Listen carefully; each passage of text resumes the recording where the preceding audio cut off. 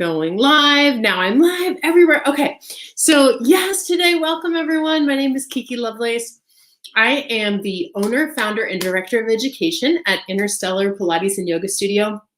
And I'm also a business growth and sacred money mentor to 100K plus wellness business owners, creatives, and change makers who are ready to scale their business to multi 6 figures or 7 figures. But there's a big but, without sacrificing their whole damn lives to do it, because I'm sorry, but that's just not an option anymore.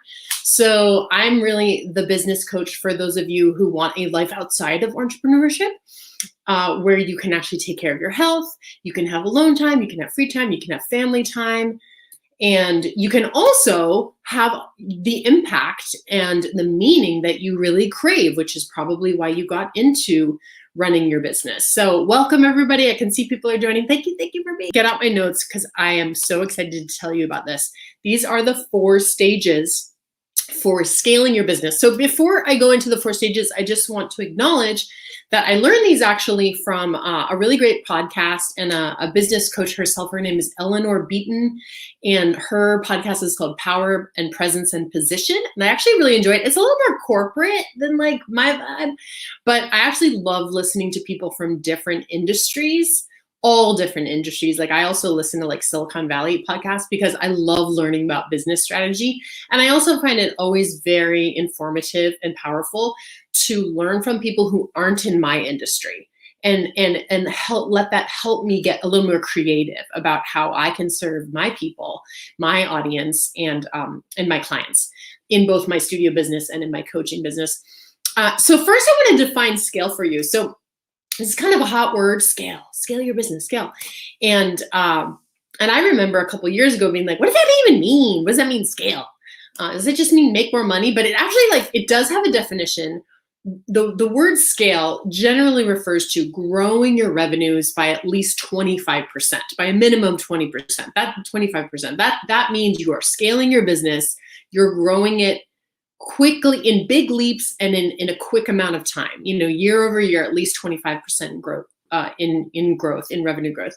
And I can say as a small business owner of 10 years now that I have spent most of the 10 years scaling my 2 businesses.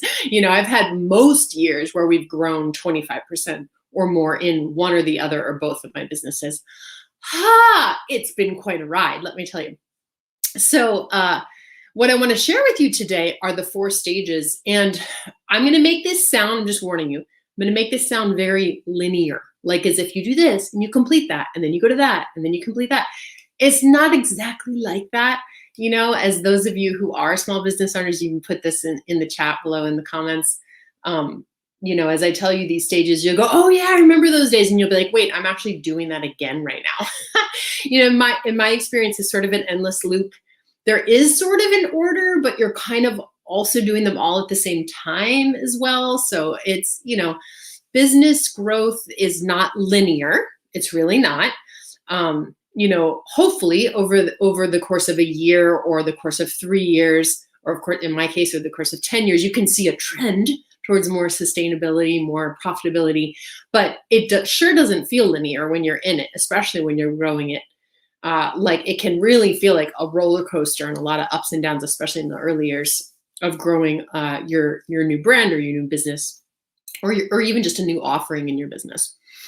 So the 4 stages are this. Number 1, experimentation. This is actually really required, especially in the first year or so of growing your business or your new offering. It's about experimenting. Like, will people actually pay for this? How do I deliver this? What is my pricing? There's actually kind of a lot of movement in that first year as you start to play around. And for me in my studio business, it was a lot about programming. Like when do people want to show up for Pilates mat or for yoga classes? Just a ton of experimenting. And you can't skip that stage. It's just like every small business owner on the planet has to move through stages in their business of experimentation, experimenting with unknown things that are different. Oh, I just lost you for a second. Okay, you're back. So the second stage is marketing and sales. So every small business owner on the planet has to, at some point or another, master their marketing and sales in order to be able to not only scale, but create this lucrative, profitable, sustainable business, like a business that doesn't just grow once, but like is continuing to grow year over year, and also allows you more and more freedom, because often the first couple of years, it's a lot of work. It's just a lot of manpower required to grow something out of nothing, right? So marketing and sales, that's very important. You can't skip it. Like many people in my industry, in the yoga and Pilates industry, love to skip that part, but you can't skip it. You gotta master marketing and sales. It's really important. And then the third stage is shoring up your infrastructure. Now, this is not like the sexiest stage, but I personally love this stage so much. So this is about infrastructure. It's about your processes, your systems. It's about your team, really. It's about bringing in, perhaps for the first time, if you're a solopreneur, actual team members to support you. Or if you have a larger organization like me, I already have like upwards more than 20 employees in my studio business. So what's required for us is oftentimes a bit of a reorg of like, oh, you're actually really good at this. Let's give you this promotion, or let's put you here. And then you seem to have this kind of skill. Okay, let's make your list of job duties include that, because you're just naturally really good at that.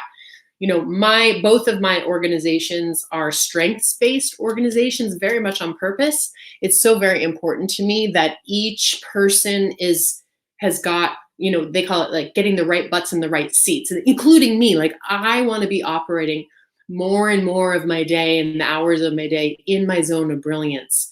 I don't want to do the things that dull me or weigh me down. And I don't want anyone on my team to have to do those things either. I want them to be in their zone of brilliance as well, which is really important to creating a good high vibe on your team, and to really getting people to be more creative contributors to both your mission and your service and your impact, and of course the bottom line. Now, the fourth stage is scale. The fourth stage is really increasing your sales and your revenues. And oftentimes in a volume-based business, it means serving that many more people, right? And, for me, I used to think that scale had to do with like ad money. Like, oh, at that stage, you dump a bunch of money into ads and then you have this big volume of people. And what I've recently realized is that scaling at like much larger levels, like when you're going from, sorry, my phone like keeps dropping out for some reason. My iPhone is acting weird. So at the level of like 500K plus, when you're scaling to, 80K months or 100K months, like what I'm going for in my business nowadays, it's actually, in my experience, not necessarily more ad money, although I do run ads for my businesses, but it is actually about, in my experience, my own energy, my own leadership skills, my own mindset, my beliefs in what's possible for me and my team, what's possible in the ways that we can support our people, our clients, our customers. So it's actually interesting. I thought it was just ad money, but it's not. It's really about you and your energy as the leader, and your growth really as a leader, in my experience. So yeah, I'm curious what you think about this. Put this in the comments. What stage are you currently in right now? And what's the next stage for you? It's like, oh, I just started my business. I'm in experimentation. Now I get it. This next stage for me is about sales and marketing. So I want to hear about that in the comments. And I want to say, I am particularly fascinated by the third stage, by the infrastructure, by the team stuff. I don't know if it's because I'm an 8 on the Enneagram. I'm just a natural born leader. Anyone who's known me for, more than a year or so knows that like, I can't help it. I just go first. I'm just a leader. It's just how it is. I love to put myself in scenarios where I'm the leader and I have lots of people that I get to care for and that I get to work with as team members. I actually love having teams. It's really cool for me. So that's exactly why I created, oh, low battery, that's what's going on here. So that's exactly why I created my Dream Team Dynamics 3-week intensive, which I'm so excited about. I've already got like 5 of you signed up. I just announced it the other day. And this is going to be an intensive for any of you who are wellness business owners or coaches, heads of creative agencies, change makers of all sorts, really like rebels. I like to work with rebels. So if you consider yourself a rule breaker and a rebel, this is for you. And I'm so excited to lead it for you. So we'll start in mid-April. And I'm going to teach you how to balance professionalism and vulnerability in your leadership style to inspire in your team mutual trust and respect and loyalty, which is like one of my things. I'm also super excited to teach you about, I'm going to tell you a couple other things, the exact agenda we use in our bi-monthly team meetings to create camaraderie, positivity, and clear communication amongst my 20 plus employees, which they will all tell you our team meetings are the best ever. They feel so good. And they're actually really great ways to get everybody on the same page, but it's more about the team's energy than anything else, really. It is. And I'm going to teach you exactly how to run a meeting that way. And there's so many other things. I'll put them in the comments also, but I do want you to know that you're also going to walk away really understanding how to onboard, train, and develop new team members to become leaders and problem solvers and creative contributors to your mission and to your brand. So it doesn't all have to come from your brain. It can actually come from your your team members, which is so cool. So right now I have Dream Team Dynamics on pre-sale. It's $555 right now. Eventually I'm going to change it to early bird pricing of $1,111. And then ultimately it'll be the regular price of $1,555. So if you know you're a yes to this, grab it now. You can message me and I will give you the pre-sale link. I also have a bonus, and I have 5 left of these. 5 of them have already been claimed. But I have a bonus right now I will give you my entire stack of job descriptions for both my wellness business, brick and mortar / click and mortar, and also my coaching business. And so I'm going to give you the entire Google Drive folder of all my job descriptions, including a very detailed list of duties for each person, all the different, tech stacks that we use, and both kind of energetic skills as well as hard skills that each different administrative team member needs to have.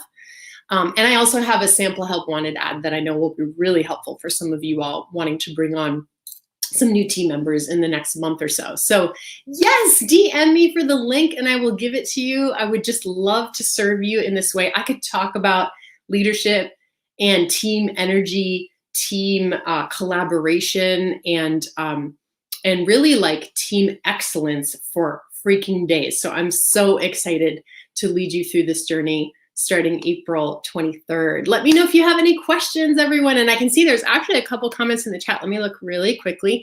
I do love a good system, says Facebook user. I can't see your names, unfortunately. If you have time, I'd like to hear more about that 3-week. Good. Yeah, I just told you about it. Let me know if you have other questions.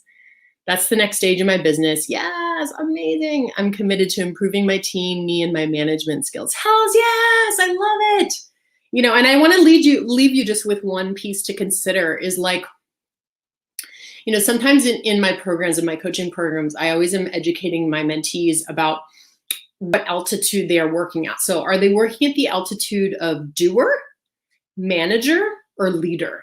So most small business owners work at the altitude of doer, and they've hit a ceiling where they can't do anymore because there's not any more hours in the day. I mean, I've worked with business owners who are actually sending customers away because they just don't have any more time to deliver. And that's a sure sign it's time for you to jump into the altitude of manager. Hopefully you'll get to that altitude before that even becomes an issue, before you have to turn away revenue. But this is what I love teaching my people is this is what I expect from that 3-week program is that you will make a jump in those 3 weeks. If you're in the altitude of doer, I expect you to jump to the altitude of manager, or at least get your feet wet in that altitude in those 3 weeks. If you're already in the altitude of manager and you've got the rest of your team sort of starting to do the do's in your business more so than you, then let's jump you into the altitude of leader. You can actually get a taste for that in the 3 weeks we'll be working together. A lot of us, even if you do jump from doer to manager, you never jump to leader. It's very few business owners. And I'm talking about not just in a small business, but even in a large corporation. It's actually very few leaders that jump from manager to leader and actually hang out there. A leader is not bogged down by the day-to-day, does not run the day-to-day operations at all.